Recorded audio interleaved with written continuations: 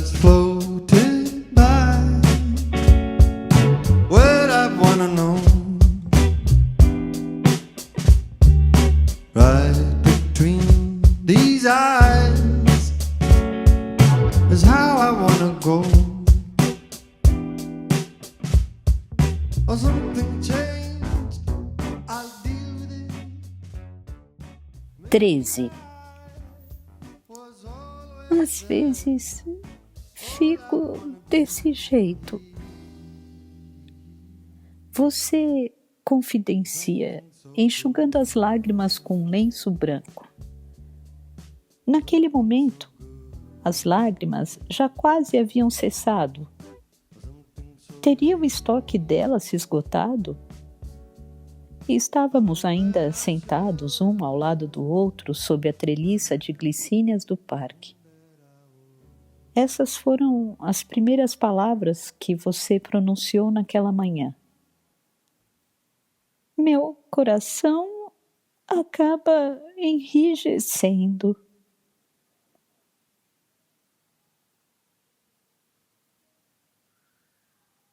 Permaneço em silêncio. O que eu poderia dizer? Quando fico assim, não há nada que possa fazer. Não me resta escolha, senão me deter em algum lugar vendo o tempo passar. Eu me esforçava para entender, o mínimo que fosse, o que você queria dizer. O coração acaba enrijecendo. Não consigo imaginar o que essa condição significa concretamente. Um corpo enrijecido é algo compreensível, parece uma paralisia. Porém, como um coração se enrijece? Mas, de alguma forma, você conseguiu contornar isso dessa vez, não? Pergunto a princípio. Você assente de leve com a cabeça.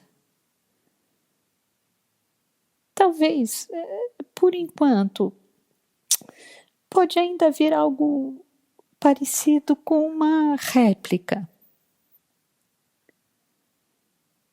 Durante 5 ou 10 minutos, ficamos esperando, calados pela réplica. Como pessoas que se agarram à coluna mais grossa da casa, se preparando para a provável chegada do tremor secundário de um terremoto. Seus ombros sobem e descem devagar nas minhas mãos. Mas parece que a réplica não vai vir, provavelmente.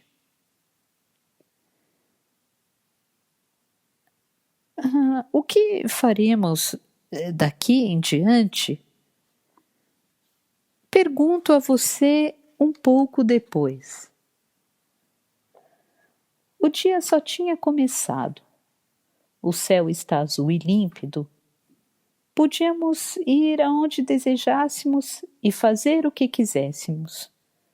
Não tínhamos nada planejado. Apesar de algumas restrições práticas mínimas, por exemplo, não termos dinheiro suficiente. Éramos basicamente livres. Podemos continuar assim por um tempo? Até eu me sentir um pouco mais calma. Enxuga os últimos sinais de lágrimas, dobra o pequeno lenço e coloca sobre o joelho. Claro! Vamos ficar um tempo assim. Por fim, seu corpo relaxa. Como a maré que aos poucos recua na praia. Posso sentir essa mudança no seu corpo através de sua roupa. Sua blusa é branca. Fico feliz com isso. sinto tê-la ajudado, mesmo que só um pouquinho. Você fica assim às vezes? Não é tão comum, só ocasionalmente. Quando acontece, você sempre perambula de um lado para o outro? Você meneia a cabeça. Nem sempre. Na maioria das vezes, fico dentro do meu quarto. Eu me tranco sozinha e não converso com ninguém da minha família. Também não vou à escola e não me alimento. Só me sento no chão sem fazer nada.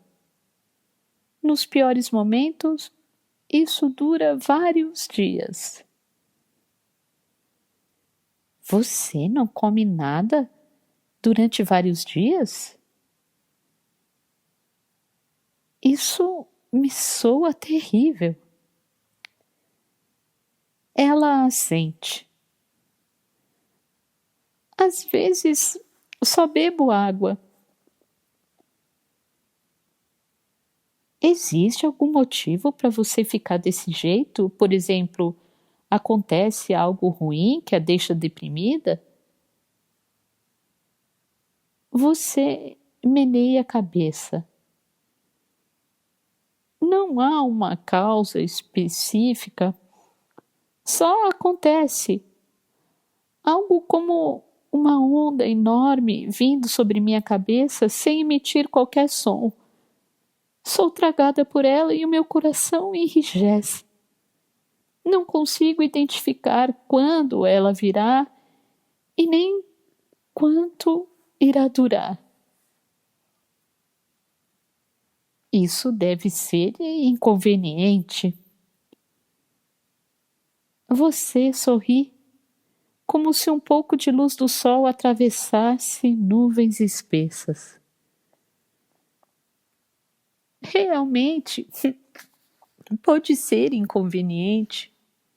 Nunca havia pensado dessa forma, mas agora que você falou, é mesmo. O coração enrijece? Você reflete sobre isso. Em outras palavras, é como se houvesse fios emaranhados no fundo do coração que, de tão rígidos, é impossível desfazer os nós. Quanto mais se tenta, mais emaranhados e rígidos eles ficam, endurecidos a ponto de perder o controle sobre eles. Isso nunca acontece com você? Nunca tive essa experiência. Ao dizer isso, você move de leve a cabeça. Acho que isso é algo que gosto em você. Não ter nada emaranhado dentro da minha cabeça? Não é isso. Gosto que você me apoia calado, sem tentar analisar ou aconselhar.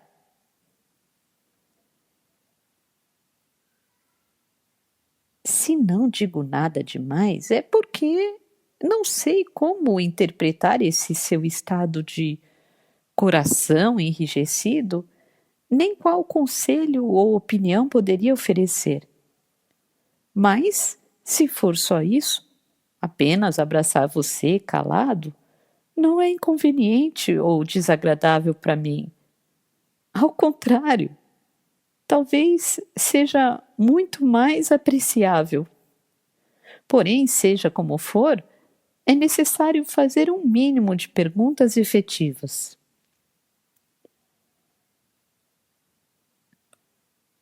Então, essa coisa feito onda de hoje Quando surgiu? Hoje de manhã, quando acordei. Quando o céu a leste estava clareando pouco a pouco. Pensei que não conseguiria ver você. Quer dizer, não conseguia me mover. Era incapaz de mexer até mesmo os dedos das mãos. Não conseguia abotoar a roupa. Seria impossível me encontrar com você nesse estado. Eu escutava seu relato calado. Depois disso, permaneci deitada debaixo das cobertas. Queria poder sumir sem deixar rastros. Porém, quando chegou a hora marcada, pensei que não deveria deixá-lo esperando por mim no parque. Por isso, reuni todas as minhas forças, me levantei, dei um jeito de abotoar os botões da blusa e vim correndo até aqui. Imaginei que já tivesse ido embora. Não tive tempo nem de pentear os cabelos. Não acha que minha cara está pavorosa? Não, você está linda, como sempre, por sinal. Eu estava sendo sincero. Você estava linda da cabeça aos pés, como sempre. Não, estava mais linda do que de costume. Mais linda do que de costume. Acrescento. Você diz que estou mentindo. Afirmo que não estou. Você fica calada por um tempo, depois explica o seguinte. Desde pequena tenho esse temperamento meio desordeiro. Por isso, ninguém nunca gostou de mim. Ninguém me aceitou como sou, ninguém mesmo. Exceto minha falecida avó. Mas ela morreu e, para ser sincera, eu não sei nada sobre pessoas mortas. Talvez ela só estivesse enganada.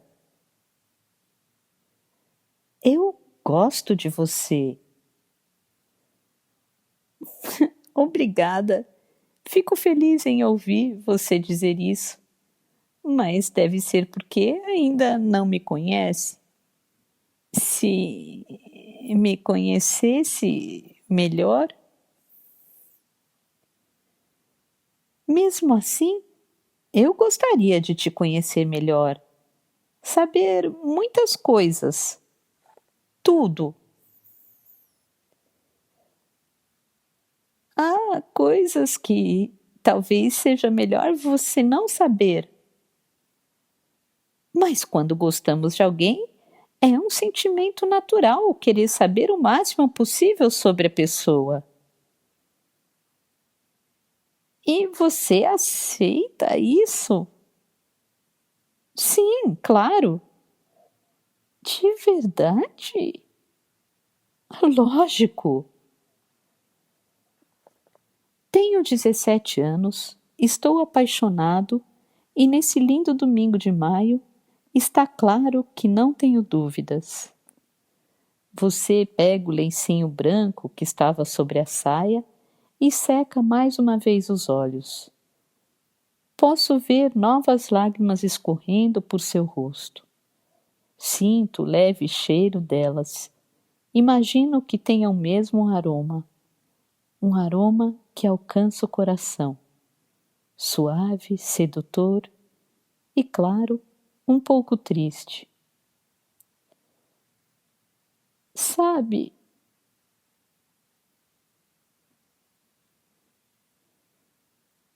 aguardo em silêncio pela continuação de sua fala. Quero ser sua. Quero ser sua por inteiro. toda.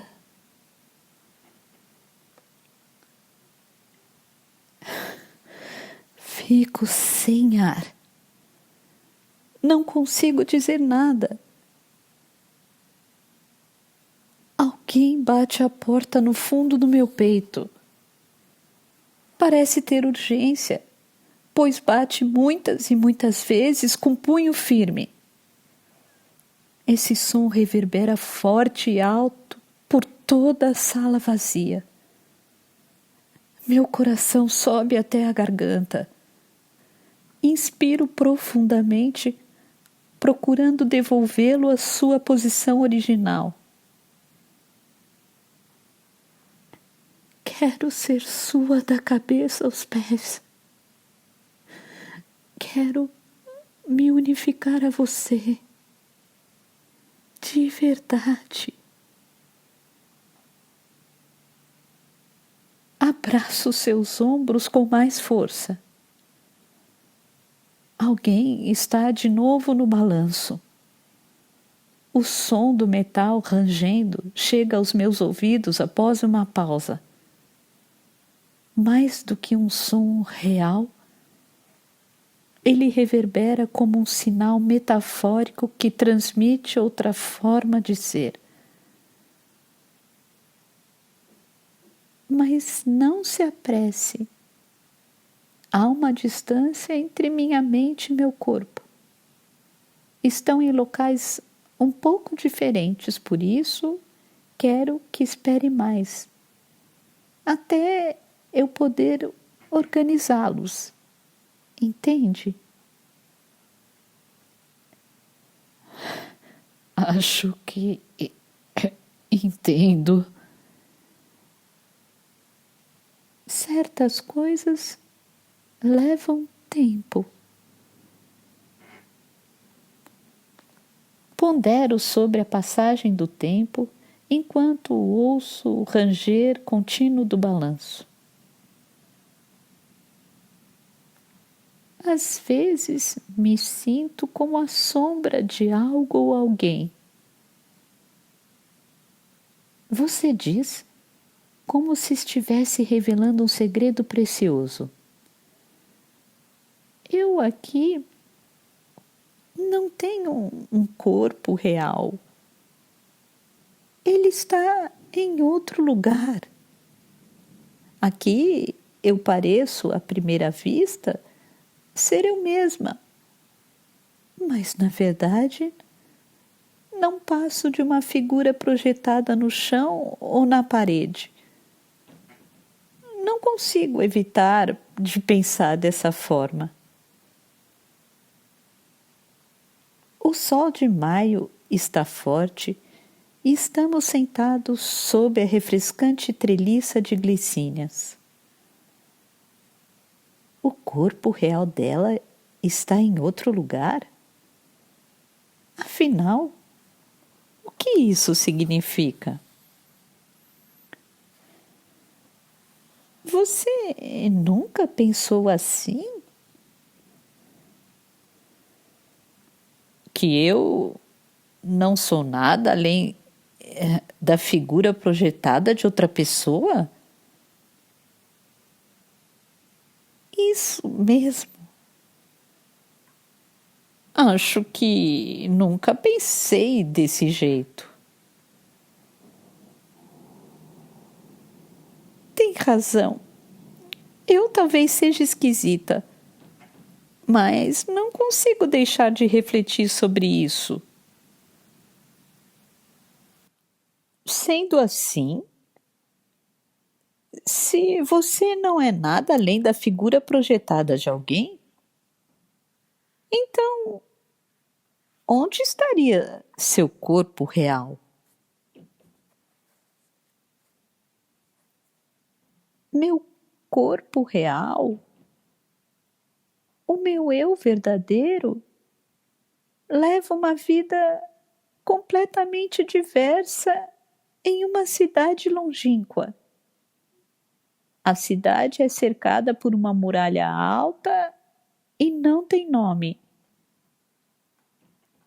A muralha só tem uma entrada, que é protegida por um guardião robusto. O meu eu que está lá não sonha e não chora.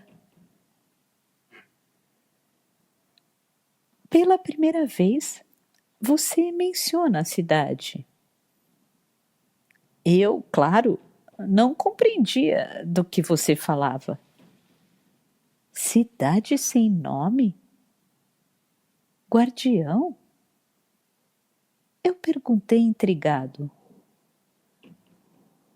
Posso ir até lá? A cidade sem nome, onde está a verdadeira você? Você inclinou a cabeça e observou de perto meu rosto. Se você realmente desejar, quero ouvir mais detalhes sobre a cidade. Que tipo de lugar é? Da próxima vez que nos encontrarmos, hoje ainda não quero falar sobre ela, quero falar mais sobre outras coisas. Tudo bem, vamos dar tempo ao tempo, eu espero. Você segura minha mão com a sua mãozinha, como se indicasse uma promessa. 14. Quando enfim a febre cedeu e pude sair de casa, abri pela primeira vez, depois de muito tempo, a porta de entrada da biblioteca e senti o ar ali dentro aparentemente mais estagnado do que antes. Fazia um entardecer úmido e nublado. Não havia sinal de ninguém no cômodo dos fundos e o fogareiro estava desligado. Não havia luzes acesas, e a penumbra pálida e nevoenta do crepúsculo penetrava na sala em silêncio por uma abertura invisível. Tem alguém aí? Gritei. Não houve resposta. O silêncio só ficou mais profundo. Minha voz soou dura e seca, sem reverberação, e não parecia ser minha. Experimentei tocar a chaleira sobre o fogareiro. Estava fria.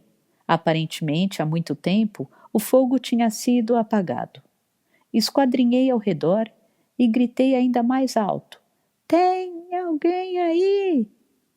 Mais uma vez sem resposta. Não percebi nenhuma mudança na sala. Pelo que pude notar, tudo estava igual à última vez que eu tinha vindo. Porém, todas as coisas ali pareciam revestidas de uma tonalidade mais fria e desoladora do que antes. Decido me sentar no banco e esperar pela sua chegada, ou alguém surgir. Porém, depois de esperar um tempo, ninguém apareceu. Não havia sequer sinal de que alguém fosse aparecer. Encontrei alguns fósforos e acendi uma pequena lamparina que estava sobre o balcão de empréstimos. Com isso, a sala ficou um pouco mais iluminada. Pensei em acender também o fogareiro. Nele havia lenha para ser acesa de imediato. Mas, além de não saber se isso era permitido, o interior da sala não estava tão frio. Portanto, desisti da ideia. Levantei a gola do casaco, ajeitei o cachecol no pescoço e enfiei as mãos nos bolsos e, desse jeito, deixei o tempo passar. Realmente não ouvi qualquer som. Teria acontecido algo incomum enquanto eu estava acamado, com a febre alta em casa? Teriam sido feitas alterações no sistema operacional da biblioteca? Teria se tornado claro mais uma vez minha inadequação como leitor de sonhos e por isso eu não poderia mais ver você? Algumas possibilidades perturbadoras me cruzavam a mente. Todavia, eu era incapaz de concatenar as ideias. Sempre que tentava pensar em alguma coisa, minha consciência virava um saco de pano pesado e eu submergia em uma profundeza insondável. Talvez ainda restasse um pouco de febre no meu corpo. No banco, com as costas encostadas contra a parede, Em determinado momento, adormeci. Quanto tempo teria dormido? Porém, apesar dessa posição nem um pouco natural, era um sono profundo. Fui surpreendido por um barulho, e quando dei por mim, você estava na minha frente. Vestia o mesmo suéter de quando nos conhecemos. Tinha os braços cruzados na altura do peito e olhava para mim apreensiva. Enquanto eu dormia, você deve ter acendido o fogareiro. Pude ver as chamas vermelhas tremulando ali dentro. A chaleira exalava um vapor branco. Isso significava que eu tinha dormido por mais tempo e mais profundamente do que havia imaginado, e a lamparina tinha sido substituída por uma maior e mais clara. O calor e o brilho, além de sua presença ali, fizeram a sala voltar a parecer com a biblioteca de antes. O ar frio e desolador, de pouco antes, tinha desaparecido. Fiquei aliviado ao me dar conta disso. Tive febre por um bom tempo e não pude vir. Não estava conseguindo me levantar. Você balançou a cabeça de leve algumas vezes, mas não manifestou uma opinião ou impressão sobre isso em particular. Tampouco proferiu palavras de conforto. Pela sua expressão, era impossível discernir se já havia sido informada por alguém de que eu estava com febre alta ou se não tinha ideia do que havia acontecido. Ou talvez sua expressão fosse de quem não se surpreenderia mesmo tendo sido dessa forma. Mas a febre cedeu, pelo visto, não?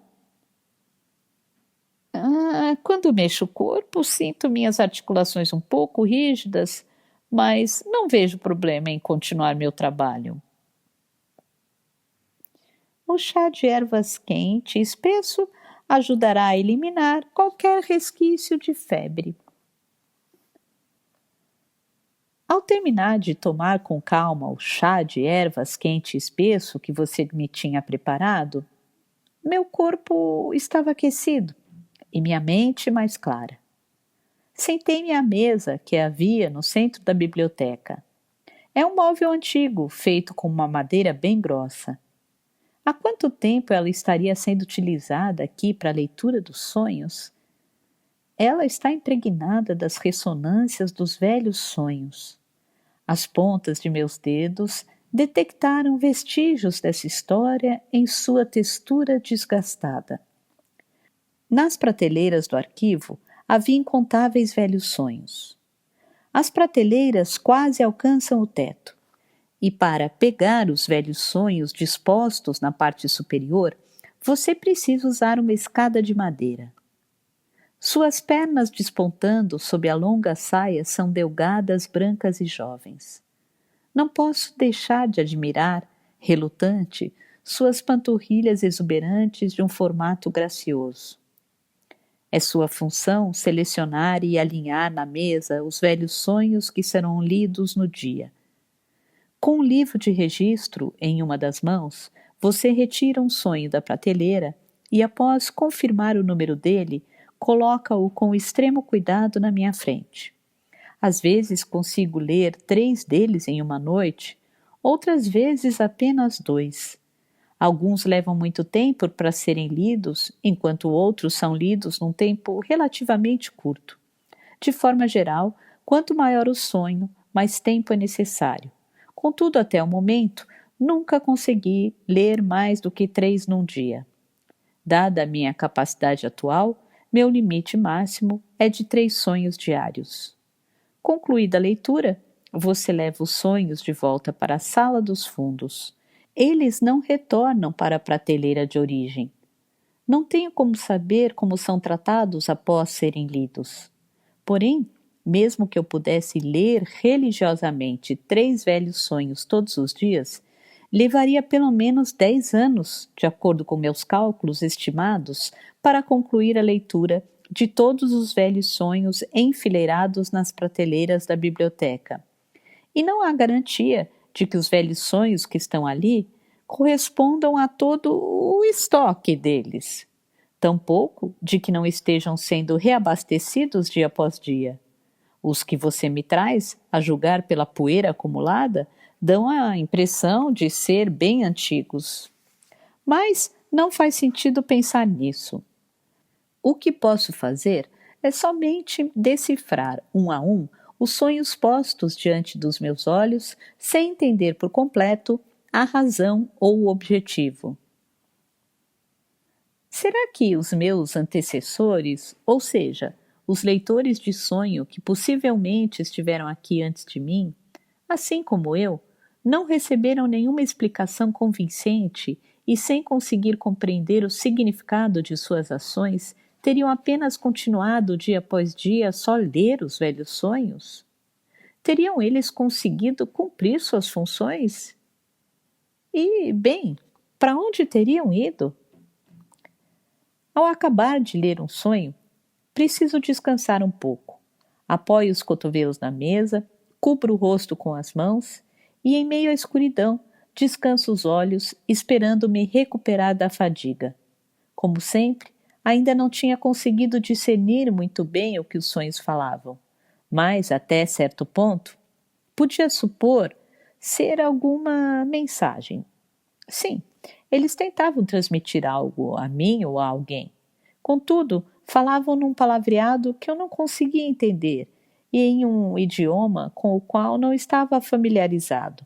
Mesmo assim, cada sonho trazia alegria, tristeza e raiva e parecia ser sugado para algum lugar e atravessado pelo meu corpo.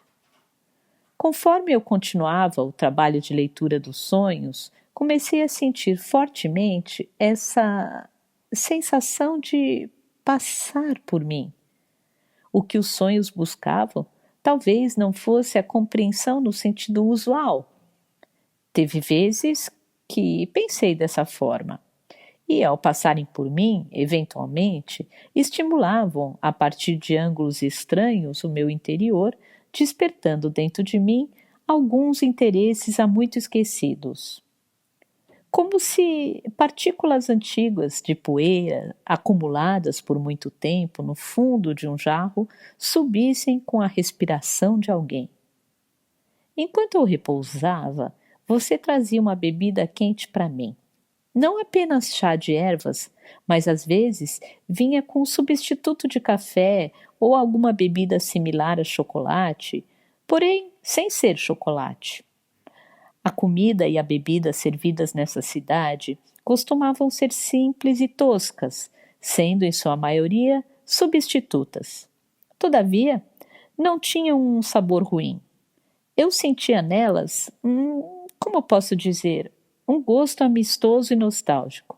As pessoas levavam uma vida modesta, mas com muita engenhosidade. Você parece ter se acostumado bem à leitura dos sonhos. Você afirma do lado oposto da mesa, tentando me encorajar.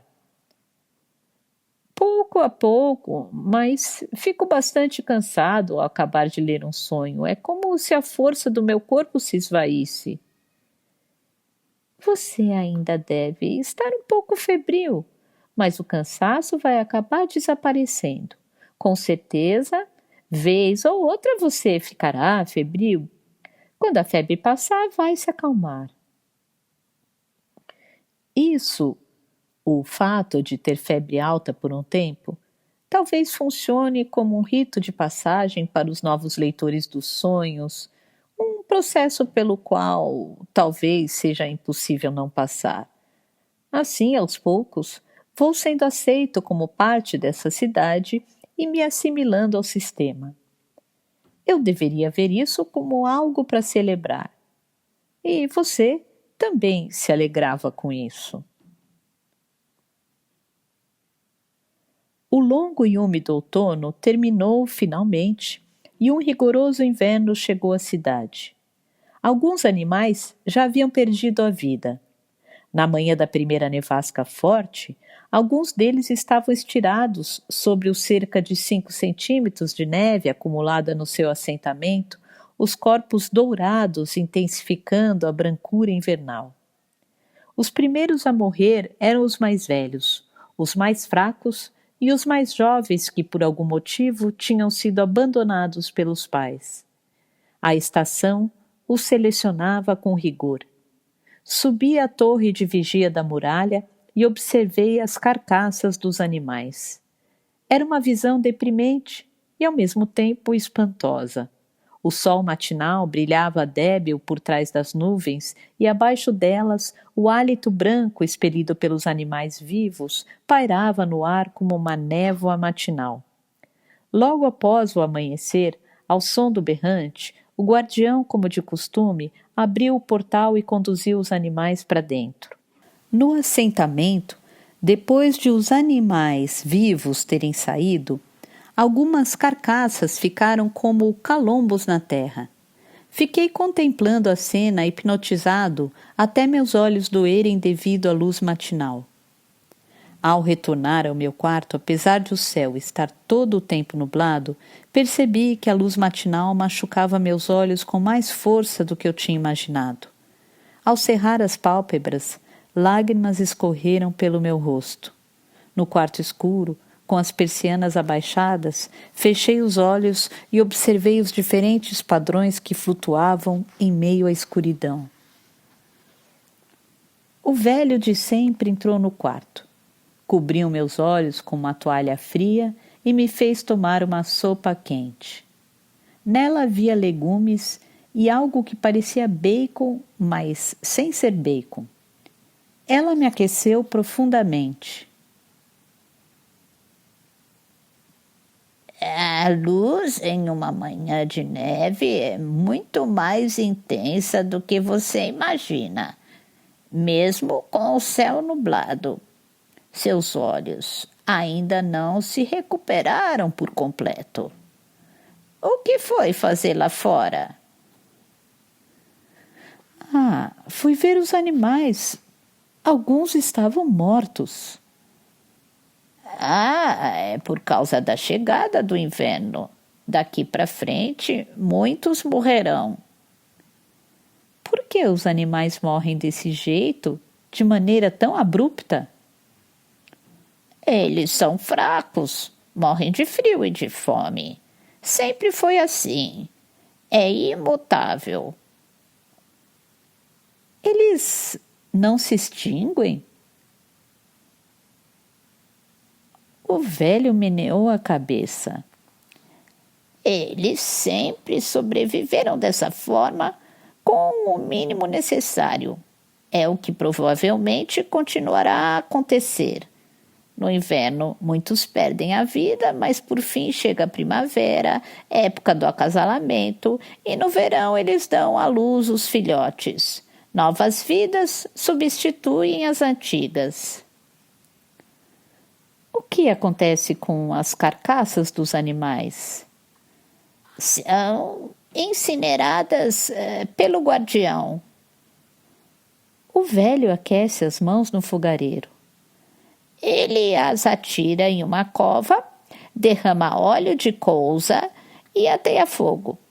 À tarde, é possível ver a fumaça de qualquer ponto da cidade. É um trabalho diário. Como o velho havia afirmado, a fumaça se erguia todos os dias até os céus. Sempre aproximadamente no mesmo horário, por volta das 3:30 da tarde, como se podia deduzir pelo nível de inclinação do sol. O inverno se intensificava dia após dia e o vento forte do norte e as nevascas ocasionais atacavam como caçadores implacáveis os lindos animais de chifre único. A neve tinha cessado de manhã e a tarde estava nublada quando voltei pela primeira vez em muito tempo à cabana do guardião. Ele havia tirado as botas e aquecia os grandes pés. O vapor da chaleira sobre o fogareiro se misturava à fumaça violeta que subia da tubulação barata, criando um ar estagnado no interior do recinto. Sobre a ampla mesa de trabalho havia uma fileira com machetes e machadinhas de diversos tamanhos. Seus olhos ainda doem? Melhorou bem, mas às vezes ainda sinto dor. Aguente mais um pouco. Conforme você se acostumar com a vida aqui, a dor vai passar. Concordei com a cabeça. Então, você se incomoda por ter perdido sua sombra? Ao ouvi-lo, percebi que há algum tempo quase não me lembrava da minha sombra. Como eu saía apenas após o anoitecer ou em dias nublados, não tinha oportunidade de pensar sobre ela, sobre o fato de eu não ter uma sombra. Não pude evitar de me sentir culpado por isso. Como pude me esquecer tão facilmente da existência dela, apesar de nós dois termos estado juntos durante tanto tempo? Fique sabendo que sua sombra está bem, Informou o guardião, enquanto esfregava as mãos calejadas, aquecendo-as diante do fogareiro. Eu a deixo sair por 1 hora todo dia para exercitá-la. E ela tem um enorme apetite. Gostaria de vê-la depois de tanto tempo? Respondi que sim. O local onde a sombra mora fica em um ponto intermediário entre a cidade e o mundo exterior. Eu não posso sair para o mundo exterior e, por sua vez, minha sombra está impedida de entrar na cidade. O Curral das Sombras é o único lugar onde pessoas que perderam a própria sombra e as sombras que perderam o próprio dono podem se relacionar. Fica localizado atrás da cabana do guardião após cruzar uma porta de madeira no quintal. De formato retangular, tem o tamanho aproximado de uma quadra de basquete. Bem em frente, há uma parede de tijolos do prédio e, à direita, a muralha que cerca a cidade.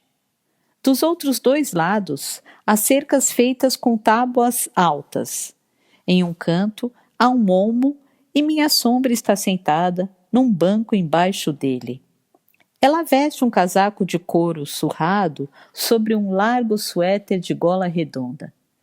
Com olhos apagados, olha para o céu nublado, visível entre os galhos da árvore. Há um quarto ali dentro onde se pode pernoitar, Diz o guardião, apontando para o prédio em frente. Não vou exagerar dizendo que é igual a um quarto de hotel, mas é decente e limpo. Os lençóis são trocados 1 vez por semana. Gostaria de dar uma olhada? Não, por enquanto eu gostaria de conversar aqui mesmo. Como quiser. Vocês devem ter muito para dizer, mas eu o aconselho a não cair na besteira de se grudar a ela. Seria muito incômodo para ambos precisarem se desgrudar de novo. O guardião se sentou em uma cadeira redonda de madeira ao lado da porta de trás, riscou um fósforo e acendeu o cachimbo. Ele parece querer nos supervisionar de lá. Caminho devagar na direção da minha sombra. Olá, digo. Boa tarde, responde ela desanimada, olhando para mim. Parece bem menor do que quando a vi pela última vez. Como você está? Pergunto. Bem, graças aos céus. As palavras que diz soam entremeadas de certo sarcasmo. Pensei em me sentar ao lado da sombra, mas, com medo de que de alguma forma pudesse de novo me grudar a ela, decidi conversar de pé mesmo. Como disse o guardião, o trabalho de desgrudamento não é simples. Você passa o dia inteiro neste curral? Não. Algumas vezes vou para fora da muralha. Você faz algum tipo de exercício? Exercício? A sombra franze a sobrancelha e aponta com o queixo na direção do guardião. Eu me exercito quando esse sujeito me obriga a ajudá-lo a incinerar os animais do lado de fora da muralha. Cavo covas no chão sem parar com a pá. É um exercício e tanto. Consigo ver lá da minha janela a fumaça quando os animais são incinerados. Pobres coitados, eles morrem todos os dias, feito moscas. O guardião arrasta as carcaças, atira todas elas na cova, joga óleo de colza e as queima. Que trabalho desagradável, não? Não se pode chamar de prazeroso. A única coisa que ajuda é que quase não exalam cheiro ao serem incinerados. Há outras sombras aqui além de você? Não, nenhuma outra. Desde o começo, sempre fui a única aqui.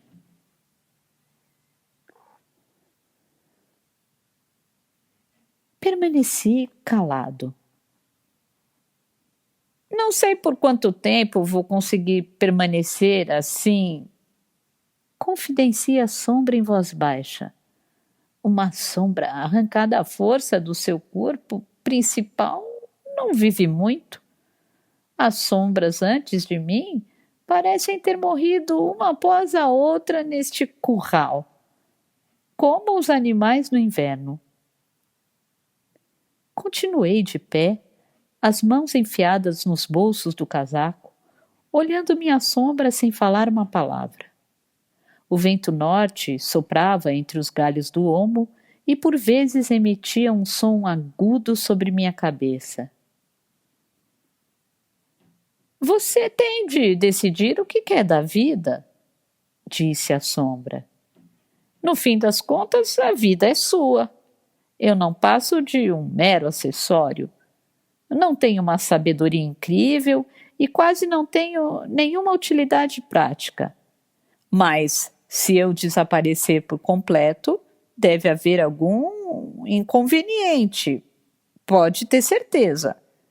Não quero parecer arrogante, mas até agora não acompanhei você sem motivo. Mas eu não tive escolha, respondi. Pensei bastante até tomar uma decisão. Fiquei me questionando se isso era verdade mesmo. Teria eu refletido bastante? Não teria sido puxado por alguma força e chegado até aqui como um pedaço de madeira levado pela correnteza? A sombra encolheu um pouco os ombros. No fim das contas, a decisão é sua e não posso opinar. Porém, se desejar retomar ao mundo de antes, se ainda tiver essa vontade, é melhor decidir sem demora. Ainda é possível dar um jeito. Porém, depois de eu morrer, será tarde demais. Lembre-se bem apenas disso. Eu me lembrarei. E quanto a você, está vivendo bem? Inclinei a cabeça. Ainda não posso dizer com certeza. Há muito a aprender. É um lugar muito diferente do mundo exterior.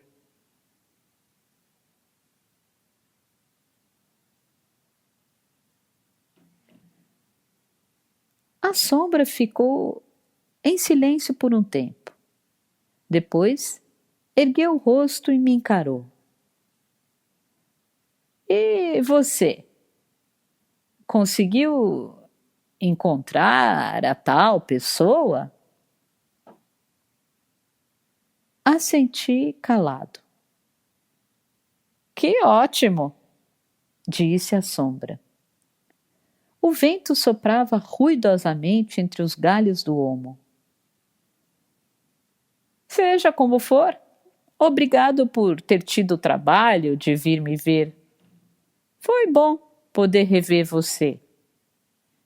E então, a sombra levantou apenas um pouco a mão coberta por uma grossa luva.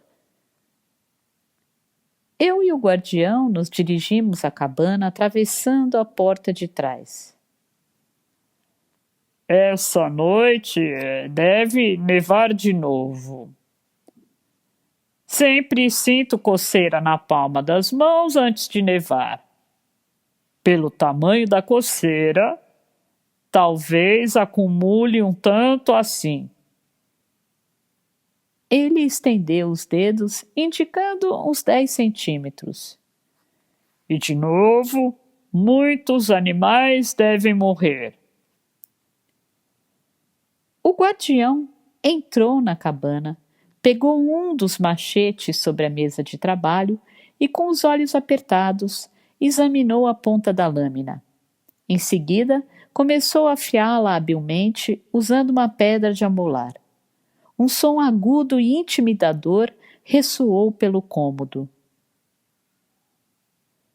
Dizem que o corpo é o templo onde habita a alma. Talvez seja mesmo. Porém, alguém que, como eu, lida todo dia apenas com cadáveres de pobres animais, só consegue pensar o corpo como um casebre imundo e não como um templo. E aos poucos você perde a confiança na própria alma inserida nesse receptáculo desprezível. Às vezes penso se não seria melhor só despejar sobre ele óleo de colza e queimá-lo junto com as carcaças. Afinal, é um mero substituto inútil que só vive em sofrimento. Diga, estou errado em pensar dessa forma?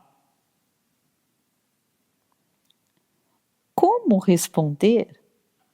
A pergunta sobre alma e corpo só me confunde, em especial nessa cidade. De qualquer maneira, você não deve levar a sério o que a sombra diz. Recomenda o guardião enquanto pega outro machete.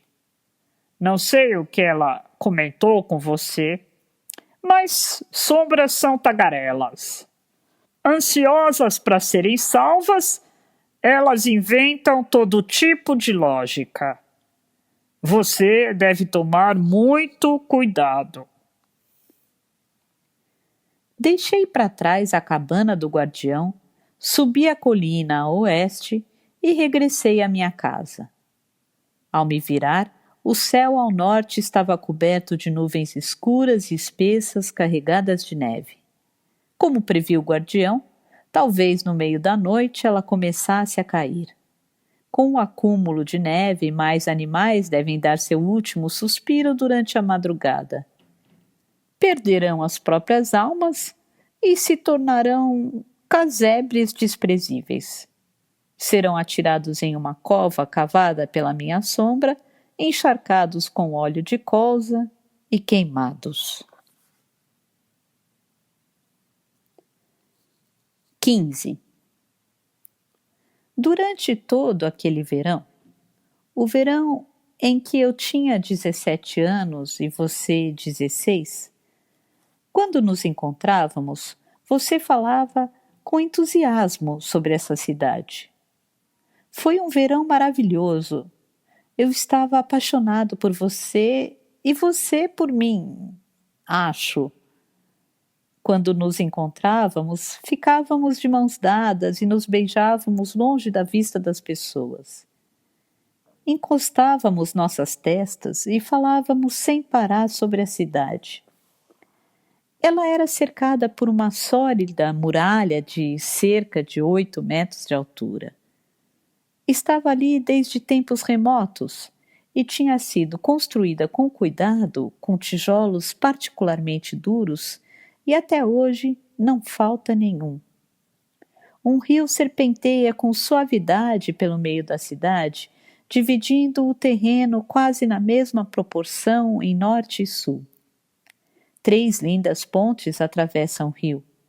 Perto da velha ponte de pedra, ricamente decorada, crescem salgueiros esplendorosos com galhos flexíveis que pendem sobre a superfície do rio. No lado norte da muralha há um portal. No passado, havia outro idêntico no lado leste, mas foi completamente vedado e repintado. O portal norte, que hoje em dia é a única entrada e saída da cidade, é protegido por um robusto guardião. O portal é aberto uma vez pela manhã e outra à noite para permitir que os animais passem. Os taciturnos unicórnios dourados de chifres afiados entram na cidade pela manhã em uma fila organizada e à noite dormem amontoados no assentamento do lado de fora da muralha. São animais lendários, capazes de sobreviver somente nos arredores dessa cidade. Isso porque se alimentam apenas de frutos e folhas de árvores especiais que crescem ali. São lindos de se ver, mas falta a eles força vital. Seus chifres são afiados, mas não machucam os habitantes da cidade. Quem vive dentro da muralha não pode sair, e quem está fora não pode entrar. Essa é a regra. As pessoas que entram na cidade não podem trazer consigo a própria sombra, e as que saem devem levá-la embora. O guardião é também um residente da cidade e não possui sombra, mas, devido às funções que exerce, tem permissão para, caso necessário, sair dela. Portanto, pode colher maçãs no bosque de macieiras que se estende no exterior da cidade e comer quantas quiser, e pode dividir com generosidade o excedente com o pessoal da cidade. Muitas pessoas agradeciam ao guardião pelas deliciosas maçãs. Os animais têm uma carência crônica de alimentos, mas apesar de estarem sempre famintos, não comem as maçãs. É triste para eles, afinal, elas crescem por toda a parte nos arredores do assentamento.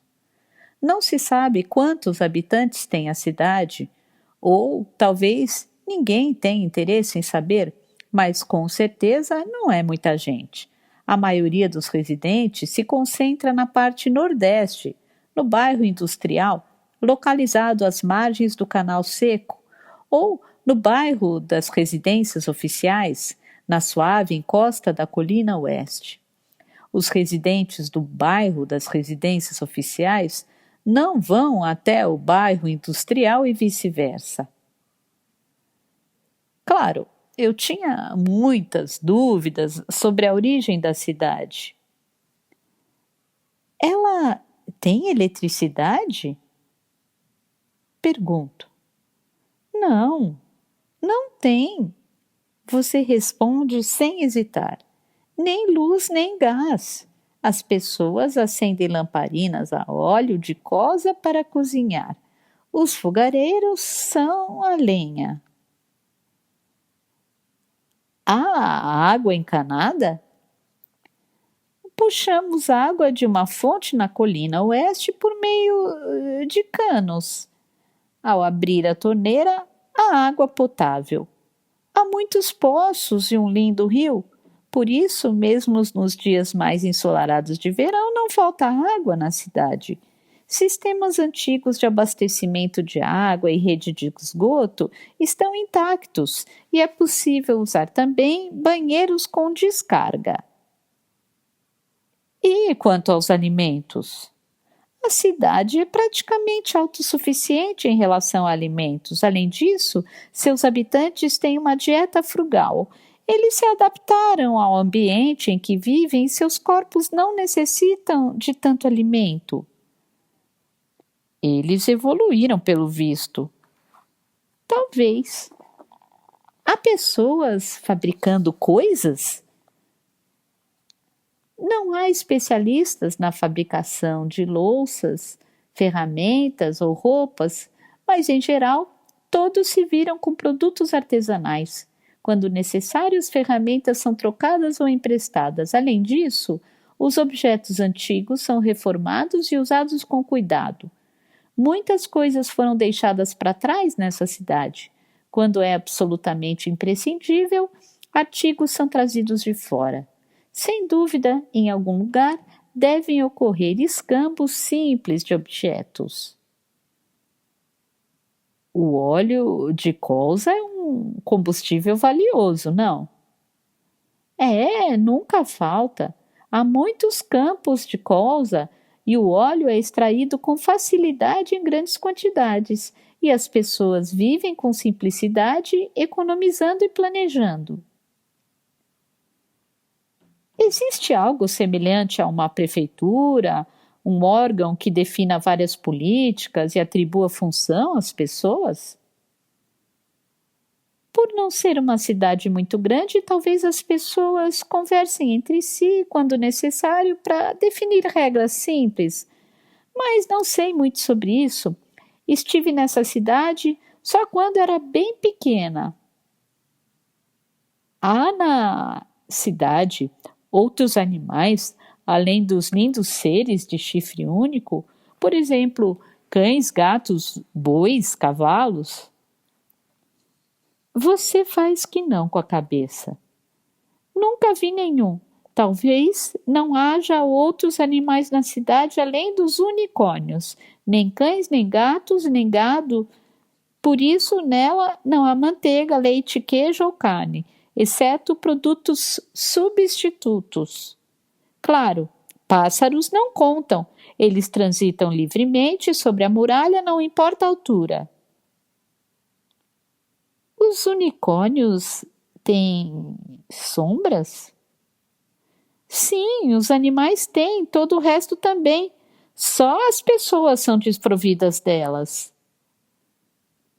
E a você que não é você, a verdadeira você, continua a viver por lá, não? Sim, meu eu verdadeiro mora lá. Como falei antes, tenho um emprego na biblioteca da cidade.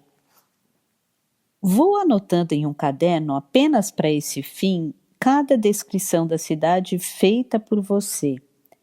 A estrutura, os sistemas e as várias cenas que existem nela. Assim, obtenho inúmeros conhecimentos sobre a cidade murada e começo a aceitar a existência dela como algo indubitável. O que você vai fazer com tantas anotações? Você pergunta curiosa. Para você, são coisas que não precisam ser documentadas. Para não me esquecer, para manter um registro preciso de tudo por escrito, para não haver engano, afinal, só eu e você compartilhamos essa cidade.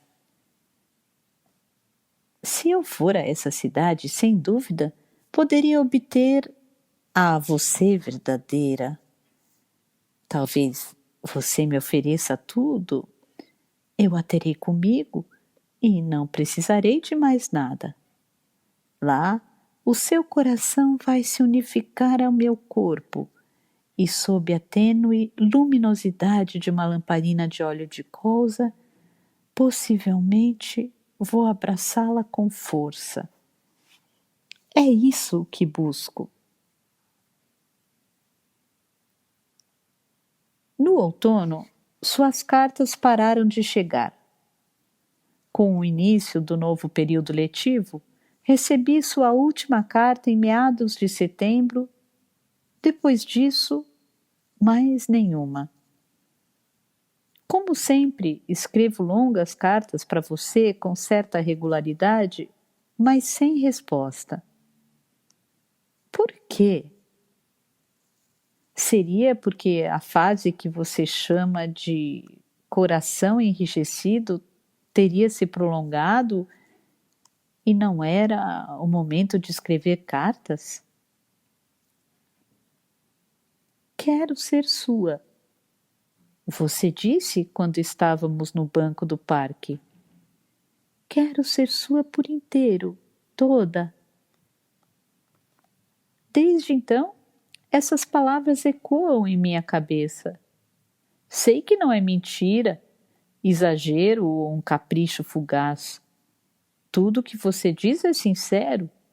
É uma promessa inequívoca, feita em papel especial com tinta especial. Por isso, não me preocupo muito. Esperar é importante. Enquanto aguardo sua carta, continuo a escrever para você no mesmo ritmo de sempre. Coloco no papel coisas que acontecem em meu cotidiano e pensamentos que me ocorrem. Acrescento novos questionamentos sobre a cidade circundada pela muralha. Com o mesmo papel de carta, a mesma caneta tinteiro e a mesma tinta de sempre. Contudo, quando a ausência de notícias suas ultrapassou um mês, tomei a firme resolução de ligar para sua casa. Era a primeira vez que o fazia, porque você me pediu para não ligar. Disse isso de forma indireta, mas que eu pudesse entender. Parecia haver alguma circunstância, não sei qual, que tornava recomendável eu não telefonar. Mas não conseguia mais esperar em silêncio por uma carta sua. Tentei ligar 6 vezes, mas ninguém atendeu. Apenas o som da chamada continuava a ressoar, acompanhando o ritmo das batidas do meu coração. Talvez não haja ninguém em casa. Na 7ª tentativa, já era mais de 9:30 da noite, um homem atendeu dizendo: alô? Em voz baixa e mal-humorada. A voz de um homem de meia idade. Informei meu nome, pedi desculpas por ligar tão tarde e, ao dizer que gostaria de falar com você, ele desligou sem dizer uma palavra. Como se estivesse batendo com a porta na minha cara. Assim, outubro passou, eu completei 18 anos e novembro chegou. O outono se intensificou e minha vida de estudante do ensino médio estava chegando ao fim. Minha ansiedade aumentava. O que teria acontecido com você? Teria desaparecido no ar como fumaça? Ou, quem sabe, havia se esquecido por completo de mim? Não, você não pode ter se esquecido de mim assim tão fácil. Assim como eu não posso me esquecer de você. Repito para mim mesmo inúmeras vezes. Tento me convencer, no entanto, qual é o meu nível de conhecimento sobre a psicologia e a fisiologia femininas? Não, sem generalizar, o que sei de fato sobre você? Pensando bem, é como se eu não soubesse absolutamente nada sobre você. Não tenho quase nenhum fato objetivo ou informação concreta sobre os quais me seja permitido afirmar com certeza: não há dúvidas. Tenho apenas algumas informações que ouvi diretamente da sua boca. Todavia, isso é o que você me conta como fatos, e eu não tenho como confirmar a veracidade deles. Talvez tudo não passe de invencionice. Como possibilidade. É realmente só uma possibilidade. Não é impossível. A única coisa indubitavelmente certa E palpável sobre você é a cidade cercada por muralhas, sobre a qual você me falou durante todo o verão. Registrei em detalhes em um caderno as informações sobre ela. É uma cidade secreta cuja existência só nós dois conhecemos. Se eu for até lá, vou poder encontrar você, a verdadeira você. Nos dias em que espero ansioso por uma carta sua, costumo fechar os olhos e imaginar a cena dos bancos de areia no rio onde crescem salgueiros. Os galhos verdes, exuberantes, balançam suavemente ao sabor do vento. E pude sentir o cheiro das folhas das giestas e samambaias que os unicórnios comem com gosto. Fui capaz de sentir também, na ponta dos dedos, a superfície fria e dura dos tijolos que compõem a muralha. O outono passou e a estação mudou para o inverno. O calendário chegou à última página, as pessoas se enrolam em seus casacos e, como sempre nessa época, tocam músicas de Natal na cidade. Todos os meus colegas de turma estão preocupados com os exames para ingressar na universidade. Mas nada disso importa. Esteja eu em casa, na sala de aula, no trem ou caminhando na rua, não paro de pensar em você. E penso em todos os detalhes da cidade sem nome que eu e você criamos juntos. Eu a reforço e coloro com ainda mais detalhes do meu jeito. Levo um bom tempo para fazer várias coisas, você disse. Repito várias vezes em minha cabeça essas palavras como um encantamento e observo pacientemente o tempo passar. Olho com frequência para o relógio que tenho no pulso e diversas vezes por dia para o calendário na parede e às vezes traço até uma cronologia. O tempo me atravessa muito devagar, mas mesmo assim nunca retrocede. 1 minuto de cada vez, 1 hora de cada vez. O tempo só avança de maneira lenta, não volta atrás. Durante esse período, aprendi isso na pele. É algo óbvio, mas às vezes essas obviedades têm um sentido mais importante do que qualquer outra coisa. E certo dia, uma correspondência sua enfim chegou. Um envelope grosso contendo uma longa carta.